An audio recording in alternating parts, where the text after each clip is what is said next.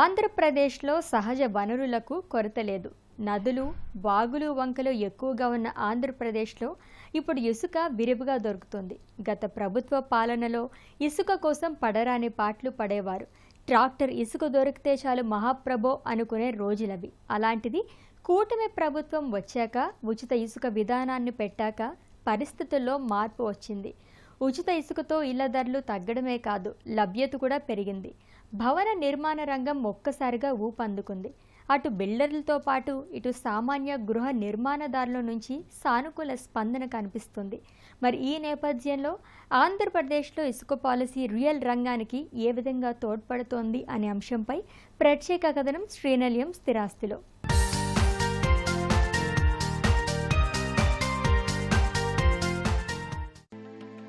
ఆంధ్రప్రదేశ్లో సహజ వనరులకు కొరత లేదు.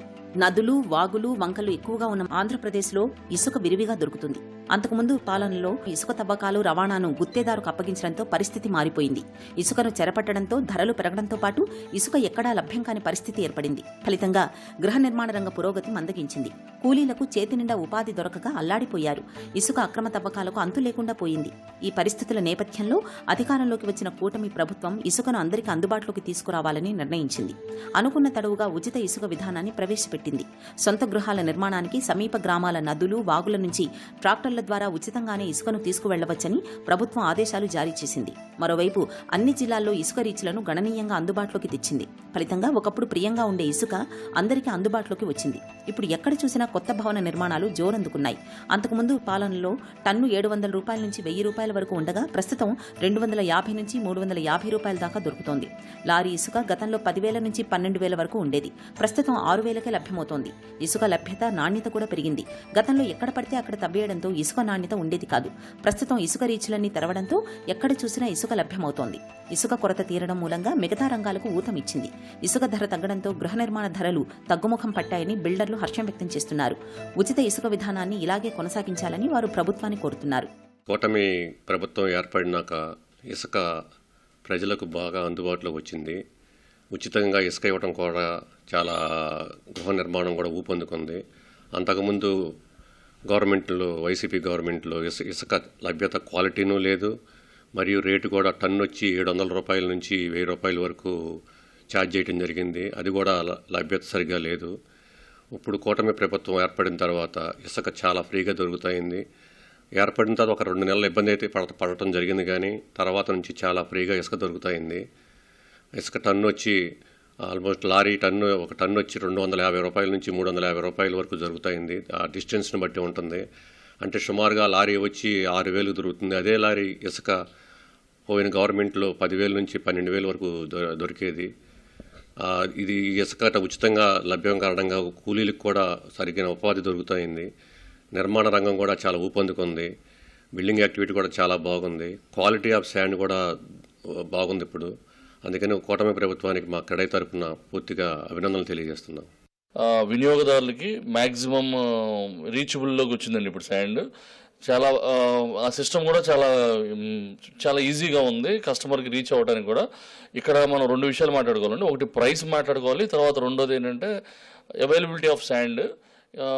అంతకుముందు సేమ్ గవర్నమెంట్లో కూడా ఇప్పుడు ఉన్నదానికంటే కొంత ప్రైస్ కూడా ఎక్కువ ఉండేదండి.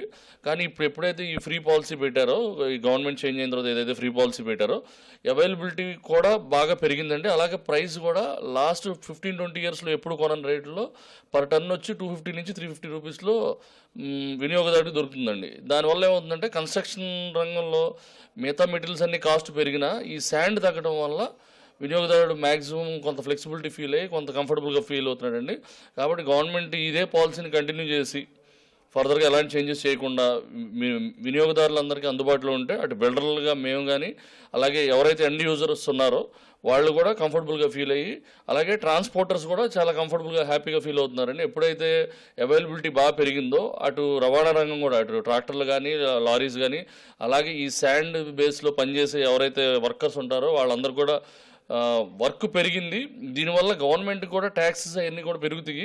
గవర్నమెంట్ ఫ్రీగా ఇచ్చింది అనేది ఒక విషయం అయితే ఈ వర్క్స్ అన్ని బాగా అబ్నార్మల్గా జరగడం వల్ల గవర్నమెంట్కి రెవెన్యూ పెరుగుద్దండి. మంచి డెసిషన్ తీసుకున్నారు. Sand AP state government sand ఫ్రీగా ఇవ్వడం అనేది నిర్మాణ రంగానికి ఎంతో మేలండి. ఇది కన్స్ట్రక్షన్ వర్కర్స్కి కానీ నిర్మాణ రంగానికి కానీ కొత్త ఊపు తీసుకొచ్చే చర్య అండి ఇది. దీన్ని బిల్డర్స్ అందరూ కూడా ఎంతో హర్షిస్తూ ఉన్నామండి. దీనివల్ల నిర్మాణ ధరలు కొంచెం కిందకు వచ్చినాయండి. కన్స్ట్రక్షన్ కాస్ట్ కిందకు రావడం వల్ల మధ్యతరగతి ప్రజలందరికీ కూడా ఏదైతే నిర్మాణ ధరలు తగ్గినాయో దాని వల్ల వాళ్ళకి తక్కువ రేటుకి మనం కన్స్ట్రక్షన్ చేసి ఇవ్వగలుగుతున్నాం. ఖచ్చితంగా ఇసుక అవైలబిలిటీ ఉండటం వల్ల నిర్మాణ కూలీలు ఎవరైతే ఉన్నారో వారందరికీ కూడా ఉపాధి దొరికే అవకాశం లభించిందండి. గతంలో కొంత ఇబ్బందికర పరిస్థితి ఉండేది. దానివల్ల ఇప్పుడు వారు కూడా నిర్మాణ కూలీలందరూ కూడా హర్షిస్తున్నారండి. దీనివల్ల వర్క్స్ ఇప్పుడు క్యాపిటల్ వర్క్లు కూడా స్టార్ట్ అవ్వడం వల్ల చాలా స్పీడప్ అవుతున్నాయండి. రాబోయే రోజుల్లో ఇంకా స్పీడప్ అవ్వడం వల్ల ఇంకా నిర్మాణదారులందరూ కూడా చాలా సంతోషం వ్యక్తం చేస్తున్నారండి. ఇసుక డిమాండ్ ధర తగ్గడం వల్ల ఇళ్లు కట్టుకోగలుగుతున్నామని అటు గృహ నిర్మాణదారులు ఆనందం వ్యక్తం చేస్తున్నారు. గతంలో దొంగతనంగా ఇసుకను కొనుగోలు చేయాల్సిన పరిస్థితి ఉండేదని గుర్తు చేస్తున్నారు. ప్రస్తుతం ఇసుక ఎప్పటికప్పుడు దొరకడం వల్ల ధర అందుబాటులోకి రావడం వల్ల ఇంటిపై పెట్టే వ్యయం గణనీయంగా తగ్గుతుందని వారు హర్షం వ్యక్తం చేస్తున్నారు. కూలీలకు పని దొరకడంతో పనులు ఊపందుకున్నాయని వారు చెబుతున్నారు. ఇసుకతో పాటు కూలీల లభ్యత మూలంగా గృహ నిర్మాణాలు గతంతో పోల్చి చూస్తే వేగంగా జరుగుతున్నాయని సామాన్య గృహ నిర్మాణదారులు చెబుతున్నారు. పూర్వం ఇసుక దొంగచాటుగా కొనుక్కోవాల్సిన పరిస్థితులు ఉండేవి. వాళ్ళు ఎవరో తీసుకురావటం, ట్రాక్టర్లో అమ్మటం, ఇట్లా దొంగచాటు కొనుక్కోవటం ఈ పరిస్థితులు ఉండేవి. కానీ మాకు గవర్నమెంట్ మారిన తర్వాత ఇసుక చాలా ఫ్రీగా దొరుకుతుంది.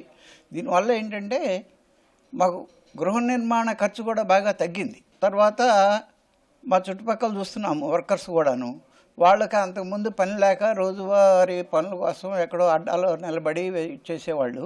వాళ్ళకు కూడా పనులు వేగంగా దొరకటం మొదలుపెట్టినాయండి. నిజంగా ఈ పాలసీ చాలా బాగుంది. యాజ్ ఎ కన్జ్యూమర్ చాలా హ్యాపీగా ఉంది.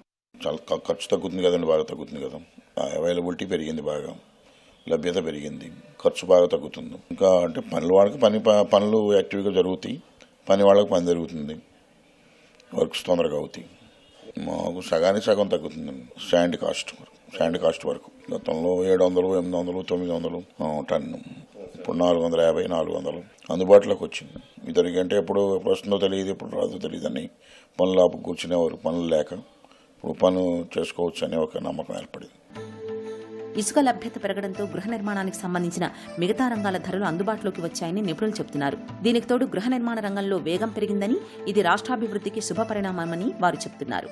నారెడ్కో అసోసియేషన్ తరఫున దాదాపు 170 మెంబర్స్ ఇక్కడ అసోసియేషన్ మెంబర్స్గా ఉంటే అంతా 20-30 మంది కూడా కన్స్ట్రక్షన్ ఫీల్డ్లో లేరు ఈరోజు. కొంతలో కొంత మేలు ఏంటంటే ఈ ఇసుక బాగా ఫ్రీగా దొరకటం వల్ల మాకు చాలా బెనిఫిట్ అవుతుంది. దానికి తగ్గట్టుగా కన్స్ట్రక్షన్ విరివిగా జరిగి కొంచెం మార్కెటింగ్ జరిగితే మంచి రోజులు వస్తాయని ఎదురు చూస్తున్నాము. ఈ రియల్ ఎస్టేట్ రంగం బాగా పుంజుకునేది ఈ గవర్నమెంట్లోనే ఆశాజనకంగా ఉన్నాము మేము. గవర్నమెంట్ చాలా ఎఫర్ట్ పెడుతుంది రియల్ ఎస్టేట్ రంగానికి. మాకు గుంటూరులో జరిగిన ప్రాపర్టీ షో కూడా సీఎం గారు వచ్చి ఎన్నో వాగ్దానాలు చేశాడు. దాని ప్రకారం జీవో కూడా మాకు బిల్డర్స్కి చాలా అనుకూలంగా తయారు చేసి ఈజీ డూయింగ్ బిజినెస్కి చాలా అనుకూలమైన జీవో తయారు చేశారు. దానికి మేము తప్పనిసరిగా పట్టణాభివృద్ధి శాఖ మంత్రి నారాయణ గారికి చాలా కృతజ్ఞతలు చెప్పాలి. అట్లనే సీఎం చంద్రబాబు నాయుడు గారు కూడా దానికి యాక్సెప్ట్ చేసినందుకు చాలా సంతోషకరమైన వార్త అది మాకు. నా ఆలోచన ప్రకారం ఇంకా మార్కెట్ 2-3 మంత్స్లో అవకాశం ఉంటుంది. కొంచెం ఈ క్యాపిటల్ రివిజన్లో వర్కులు స్టార్ట్ చేసి టెండర్స్ పిలిచి కొంచెం డెవలప్మెంట్ కనపడితే, ఎందుకంటే లాస్ట్ ప్రభుత్వం డెవలప్మెంట్ మీద అంత శ్రద్ధ చూపకుండా సంక్షేమ పథకాలతోటే సరిపెట్టింది. ఈ ప్రభుత్వం 2 విధాలుగా కూడా సంక్షేమ పథకాలతో పాటు అభివృద్ధి కూడా చేయాలని చూస్తుంది. కాబట్టి మా రంగం అభివృద్ధి చెందిద్దని అనుకుంటున్నాం.